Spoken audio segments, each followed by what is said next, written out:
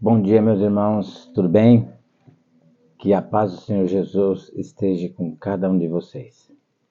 Irmãos, hoje vamos fazer um estudo que envolve as cerimônias mais importantes da igreja. As mais importantes: batismo, lava-pés e Santa Ceia. É o nosso estudo bíblico 19 e é um assunto muito importante para que a gente compreenda até quando essas cerimônias vão ser feitas, como o lava-pés e a Santa Ceia. Se eu posso fazer Santa Ceia sem lava-pés, se eu posso fazer lava-pés sem Santa Ceia. Bom, poder pode. Se você faz a cerimônia da purificação do lava-pés e você não quer participar da Santa Ceia, porque você ainda precisa se tratar com o irmão, pedir desculpa de alguma coisa que aconteceu, tudo bem, tá bom? Agora, a instituição, a igreja, o correto é oferecer ambos, porque um é o complemento do outro. Ou seja, em uma igreja não pode existir o lava-pés sem a Santa Ceia. E não pode existir a Santa Ceia sem o lava-pés. Porque é isso que eu estou falando para você. Uma é complemento da outra. Tá ok? E o batismo é aquela cerimônia maravilhosa onde pessoas se entregam ao Senhor Jesus com um propósito já, né? Lógico que já ocorreu uma certa mudança de conduta, uma certa mudança de vida, e a pessoa se dispõe a viver o Evangelho, a viver em conformidade com as Sagradas Escrituras, em conformidade com a Bíblia, tá ok? Então, o batismo vai existir até que exista a última pessoa nesse mundo disposta a se entregar a Deus, tá ok? Agora, lava-pés e Santa Ceia, a igreja tem que oferecer ambos, senão a cerimônia está incompleta, não está de acordo, tá bom? Não está de acordo com a palavra de Deus. Vamos lá. O que ordenou o Senhor Jesus? Vamos ver o que o Senhor Jesus ordenou. Isso nós encontramos lá no livro de Marcos, tá ok? Lá no livro de Marcos, no capítulo 16, os versos são os versos 15 e o 16. Diz assim, ó. E disse-lhes, ide por todo o mundo e pregai o evangelho a toda criatura. A toda criatura, independente do que essa criatura faça ou deixe de fazer, independente de quem seja, tá? Quem crer e for batizado, será salvo.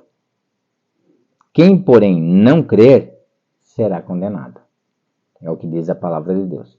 Foi o que o Senhor Jesus fez para servir de exemplo, não é?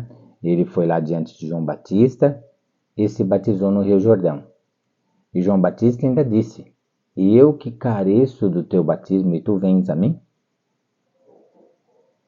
Mesmo assim, o Senhor Jesus convenceu João Batista e não é que foi. Ele foi, é e sempre será o nosso maior e melhor exemplo. Tá certo? Agora, se Jesus se batizou, imagine eu. Imagine a necessidade que eu, pecador, tenho do santo batismo. Tá ok? Ótimo. Agora vamos lá em Mateus 28, 20. Mateus 28, 20. Tá aqui. Mateus 28, 20. Diz assim. Ensinando-os a guardar todas as coisas que vos tenho ordenado. E eis que estou convosco todos os dias até a consumação do século. Bom, aqui existem certas condições. Veja bem. Para que Deus, o Senhor Jesus, esteja conosco por meio do Espírito Santo todos os dias de nossa vida, eu devo fazer o quê? Ensinar. Ensinando-os a guardar todas as coisas que vos tenho ordenado. Então a gente deve colocar todas as coisas que o Senhor Jesus ordenou, deixou como ordenamento. Lava-pés e Santa Ceia é uma delas, tá ok? O Santo Batismo também. Olha lá. Ensinar essas coisas que o Senhor Jesus ordenou. E daí, se nós fizermos o que ele está pedindo aqui, aí sim, eis que estou convosco todos os dias até a consumação do século, ou seja, até a ressurreição do último dia. Ele estará conosco, tá certo? Qual a consequência disso? É o verso 19. Ide, portanto, fazei discípulos de todas as nações, batizando-os em nome do Pai, e do Filho, e do Espírito Santo. Essa palavrinha "e" indica soma, adição. Indica que Pai, Filho e Espírito Santo agem juntos, cada um na sua função. Agem juntos em prol da humanidade, em prol do ser humano. Tá ok? Tudo bem? Vamos adiante. Atos 2:38. Atos 2:38 está aqui. Vamos ver o que nos diz Atos 2, verso 38. Diz assim: Respondeu-lhes Pedro: Arrependei-vos, e cada um de vós seja batizado em nome de Jesus Cristo para a remissão dos vossos pecados, e recebereis o dom do Espírito Santo. Bom, aqui o que acontece? Muitos aqui tinham sido batizados no batismo de João Batista, que era o batismo do arrependimento, do coração contrito, de reconhecer os maus caminhos, de mudar de vida, entendeu? De se preparar para a volta do Senhor Jesus. Mas aqui na pregação, logo depois do Pentecostes, do derramamento do Espírito Santo, os apóstolos estão apresentando algo que eles desconheciam, que é o Senhor Jesus crucificado, que devemos pedir perdão em nome do Senhor Jesus, e apresentando também o Espírito Santo. Então Paulo está explicando aqui, Pedro está explicando aqui, por que nós devemos ser batizados em nome do Senhor Jesus. Por quê? Porque nós conhecemos verdades bíblicas que até então o povo não conhecia. E aceitando o Senhor Jesus como nosso Deus, como nosso perdoador dos pecados, uma nova verdade, não é? Que é a promessa do Messias, que morreu na cruz pelos nossos pecados. Então eles aqui deveriam aceitar essas verdades, viver por elas e serem batizados. Aqui é exemplo do rebatismo. Por exemplo, você está numa denominação que você aprende muitas coisas ali erradas, tá certo? De repente, você começa a estudar a Bíblia, começa a receber estudo bíblico e tudo, e você começa a descobrir que certas coisas que você fazia não era bem uma verdade. Você pode fazer duas opções. Ou você opta pelo rebatismo, que seria o mais completo, ou você opta pela profissão de fé. Faz uma profissão de fé. Ambas são bíblicas, ambas estão na Bíblia. Tá bom? Por isso que Pedro está falando aqui, ó. Ouvindo eles estas coisas, ó lá, ouvindo eles novos ensinamentos, estou lendo 37 para você entender. Ouvindo eles estas coisas, ou seja, novos ensinamentos, novas realidades, e que eles ouviam, tinham notícias da crucifixão do Senhor Jesus, olha lá, ouvindo eles estas coisas, compungiu-se-lhes o coração e perguntaram a Pedro e aos demais apóstolos: Que faremos, irmãos? Tá, vocês apresentaram todas essas verdades para nós. E agora? O que nós vamos fazer? Aí Pedro respondeu. Respondeu-lhes Pedro: Arrependei-vos e cada um de vós seja batizado em nome de Jesus Cristo para a remissão dos vossos pecados e recebereis o dom do Espírito Santo. Pedro aqui explicou para eles o que eles deviam fazer: aceitar as verdades e agora ser batizado em nome do Senhor Jesus para receber o dom do Espírito Santo, cumprindo o batismo que Jesus deixou aos apóstolos, batizar em nome do Pai, e do Filho e do Espírito Santo. Porque muitos aqui, irmãos, nunca tinham ouvido falar sequer em Espírito Santo. Aparece isso aqui no livro de Atos, entendeu? E vocês conhecem o Espírito Santo e tal. Nunca ouvimos falar do Espírito Santo. Então eles começam a ter agora uma maior afinidade, um maior conhecimento, uma uma comunhão mais íntima com Deus, um entendimento melhor, mais abrangente, mais profundo, mais sólido, o que pode e deve ocorrer um rebatismo. Tá ok?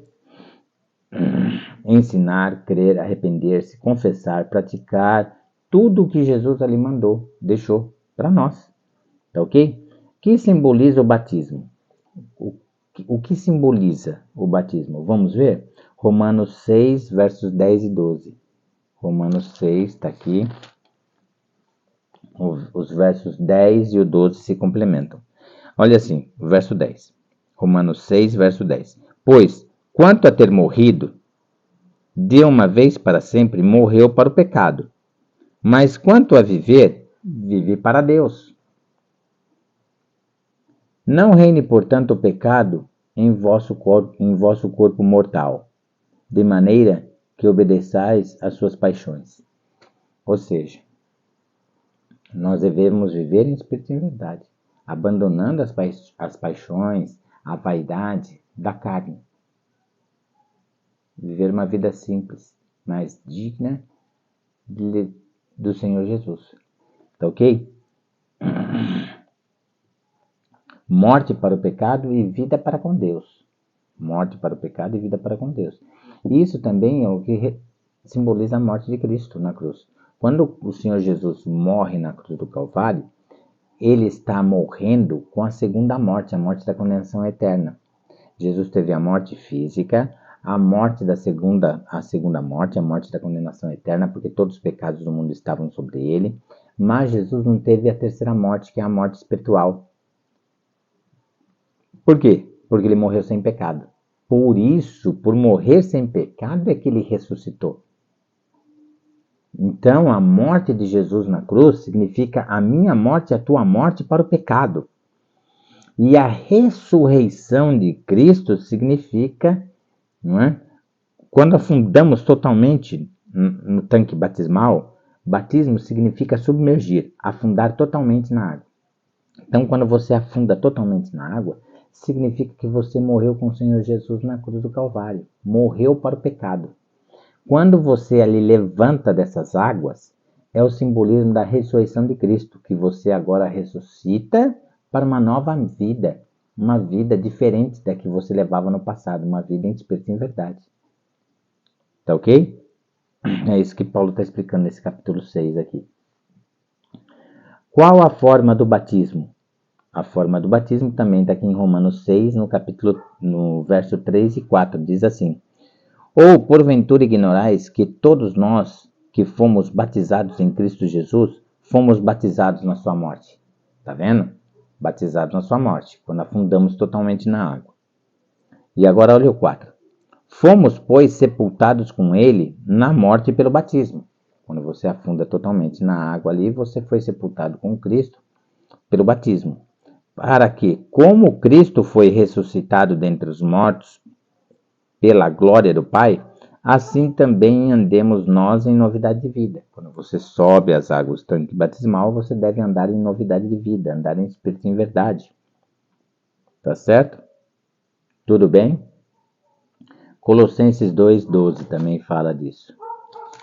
Colossenses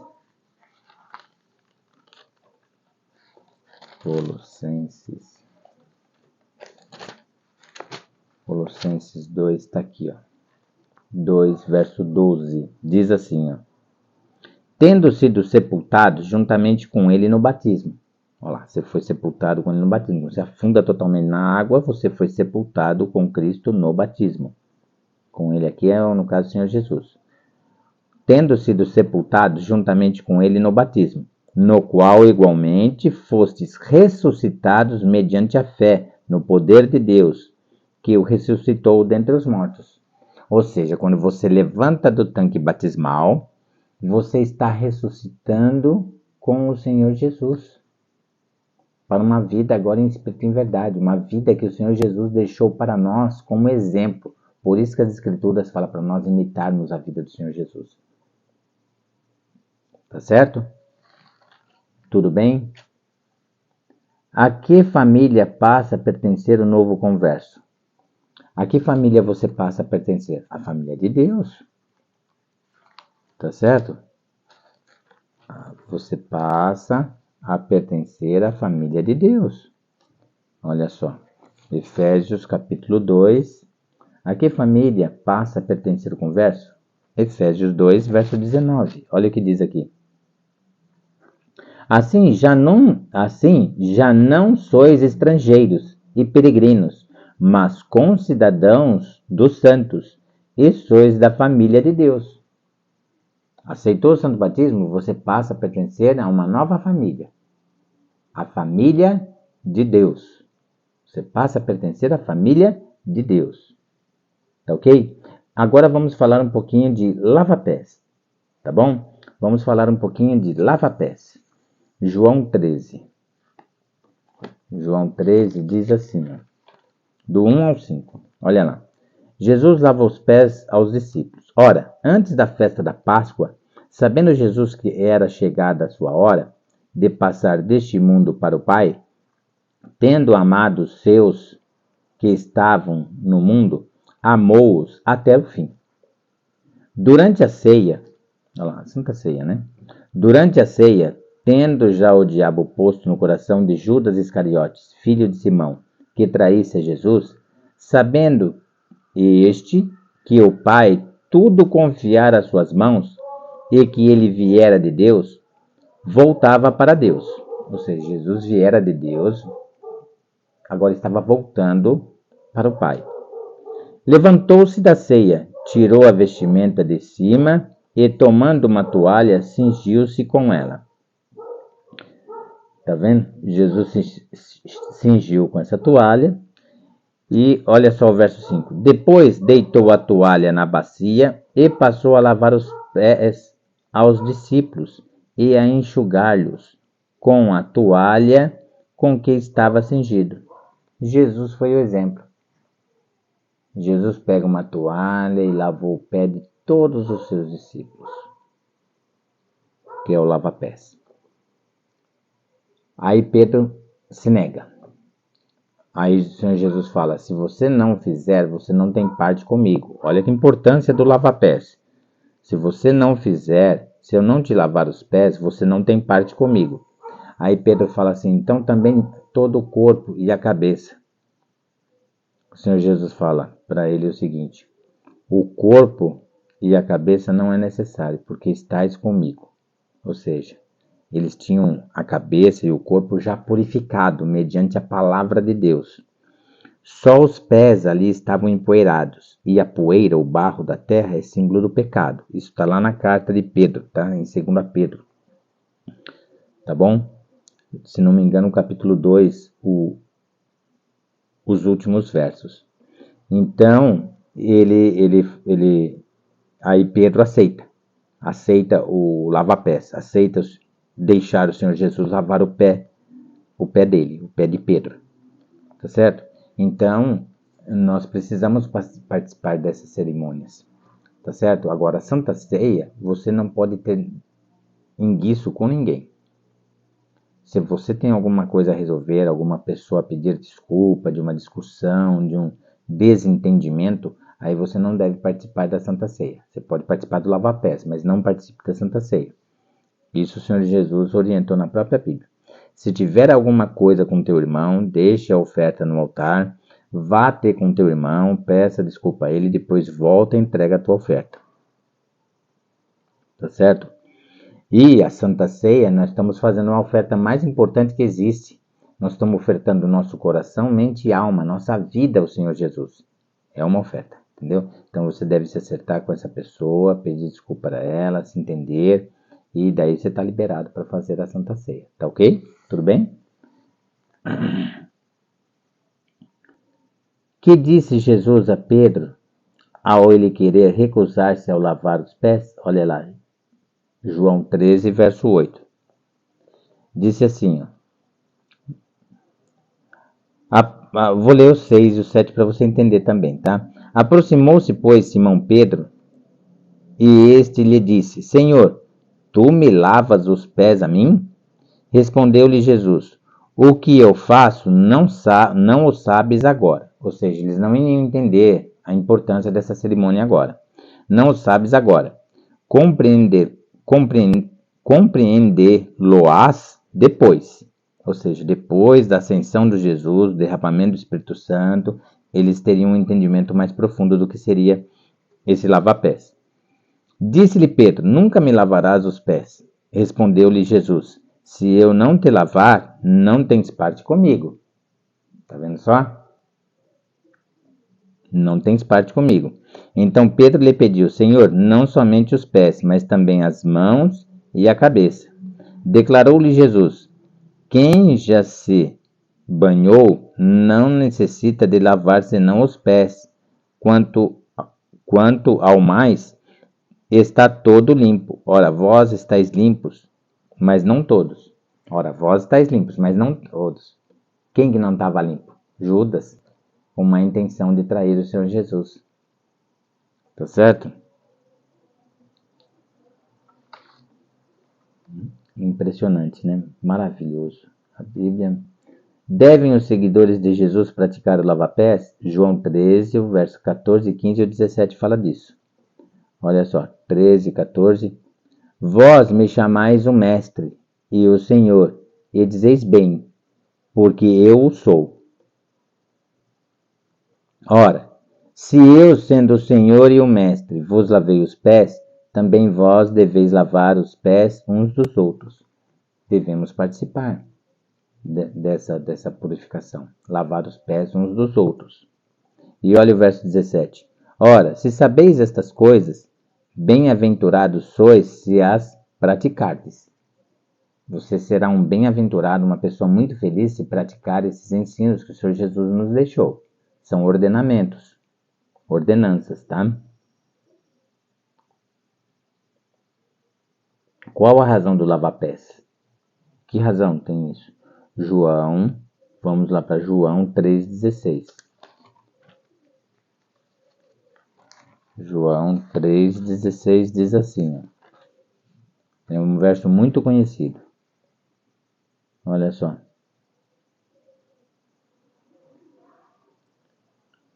João 3,16 diz assim: Porque Deus amou o mundo de tal maneira que deu o seu Filho unigênito, para que todo o que nele crê não pereça, mas tenha a vida eterna.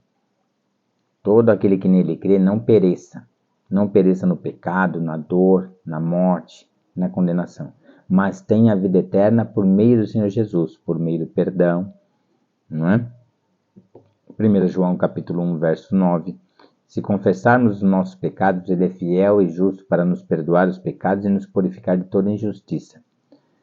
Ele nos purifica de toda injustiça do nosso coração, vai moldando nossa vida até galgarmos o caminho da santificação, que o livro de Hebreus fala que sem a santificação ninguém herdará o reino. Não somos santos, mas percorrer o caminho da santificação. Tá certo?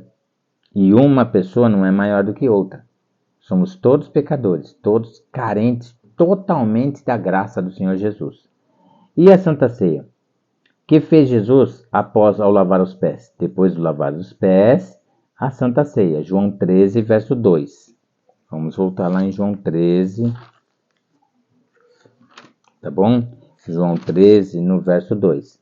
Durante a ceia, tendo já o diabo posto no coração de Judas Iscariotes, filho de Simão, que traísse a Jesus. Então, perceba, Judas Iscariotes naquele momento saiu. Ele não chegou a participar dessa cerimônia.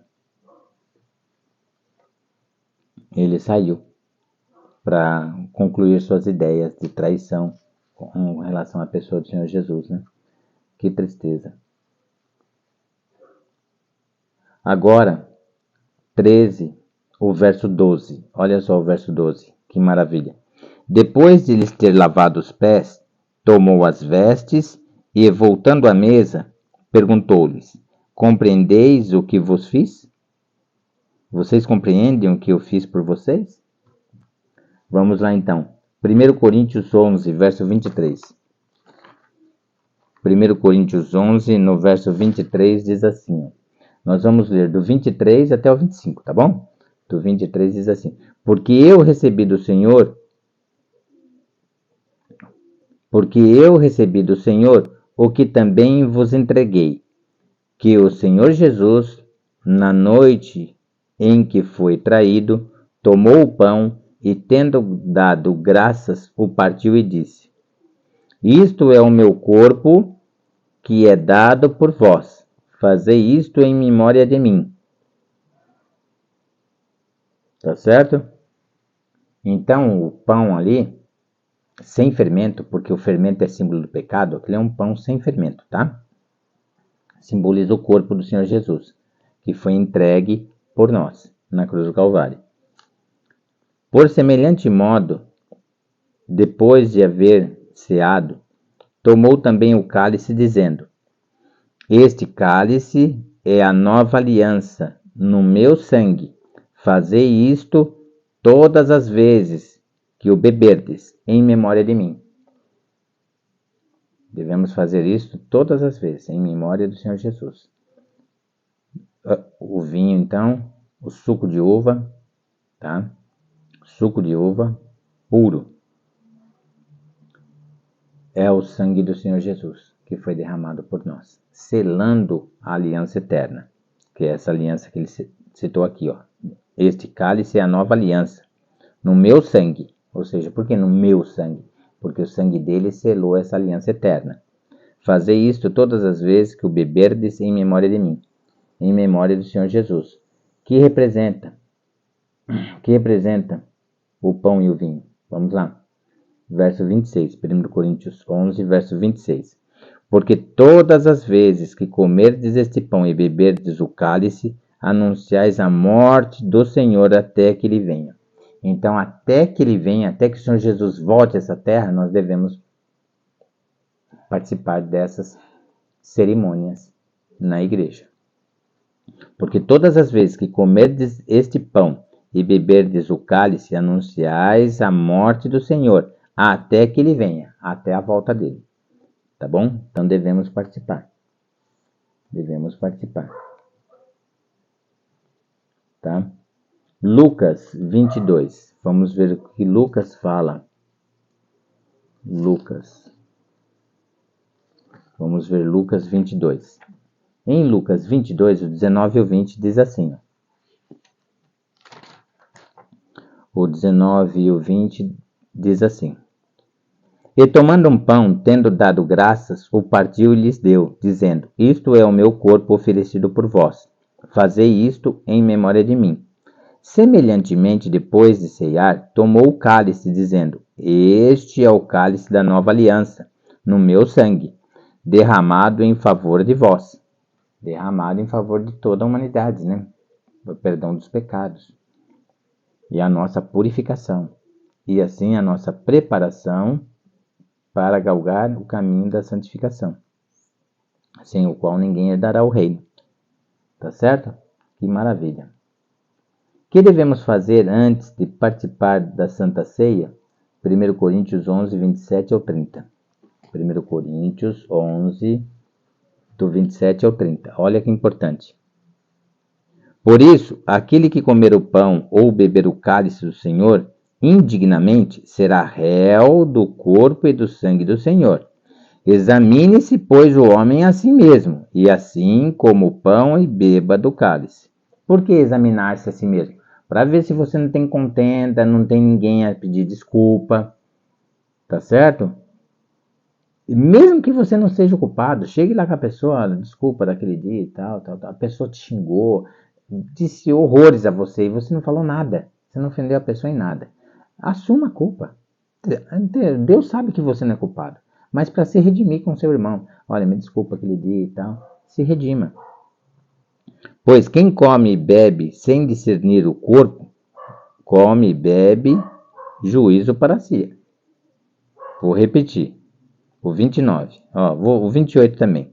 Examine-se, pois, o homem a si mesmo, e assim coma do pão e beba do cálice. Pois quem come e bebe sem discernir o corpo, come e bebe juízo para si. Ou seja, come e bebe condenação para si mesmo no juízo. Tá? Tá vendo só?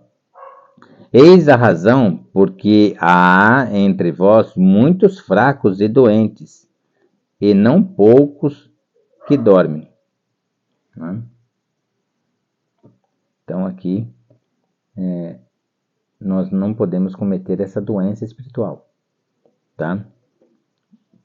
Tem que fazer as coisas com discernimento, com entendimento, para não pecarmos contra o Senhor.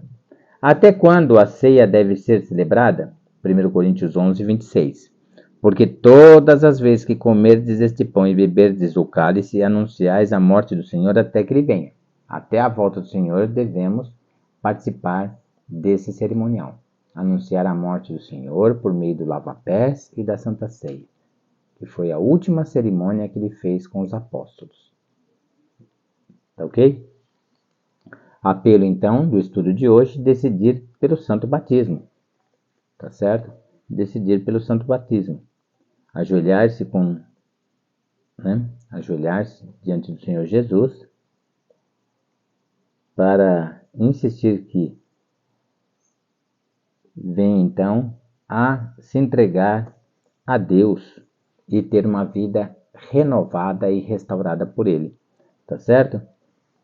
Que o Senhor Jesus guie a minha e a sua vida. Tá certo? Vou ler aqui para você. O último verso de 1 Coríntios 15. 1 Coríntios 15, o verso 58. Portanto, meus amados irmãos, sede firmes e inabaláveis e sempre abundantes na obra do Senhor, sabendo que no Senhor o vosso trabalho não é vão. Sede firmes e abundantes na obra do Senhor, que o nosso trabalho não é vão. Essa verdade fica no nosso coração. E o Senhor tem uma promessa para nós. A palavra não volta vazia. Que Deus te abençoe, abençoe o seu lar, abençoe a cada um de nós e nos prepare para a vinda dele. Tá ok? Um forte abraço e que Deus te abençoe muito. Amém.